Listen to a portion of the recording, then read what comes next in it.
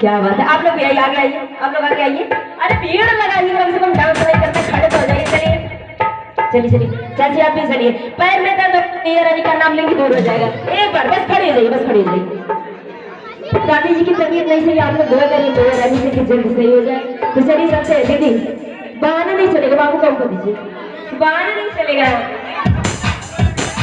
चलिए कि जब रात में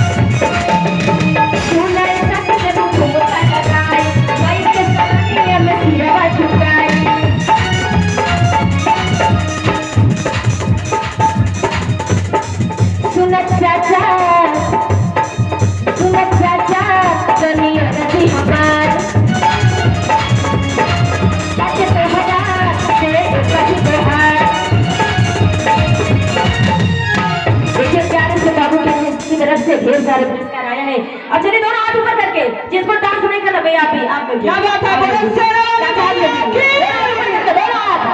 आप लोग भी दोनों हाथ ऊपर करके, क्या बात है, आप लोग नहीं करेंगे? जो लोग मैया रानी से प्यार करते हैं, अपनी अपनी माँ से जो लोग प्यार करते हैं वो लोग हाथ उठाइए। अपनी माँ से प्यार नहीं करती है, मम्मी से प्यार नहीं करती है, तो कैसे करती है? सबको दिखाएंगे तभी ना पता चले। दोनों हाथ, दोनों हाथ, दोनों हाथ, दोनों हाथ, दोनों हाथ, दोनों हाथ, दोनों हाथ, एक ही उठाइए दोनों हाथ। क्या बात है कि जगराता में शामिल हो जा, बंधन से जगराता में शामिल हो जा, सारा बंधन तोड़ के अजगरी। भैया भैया ये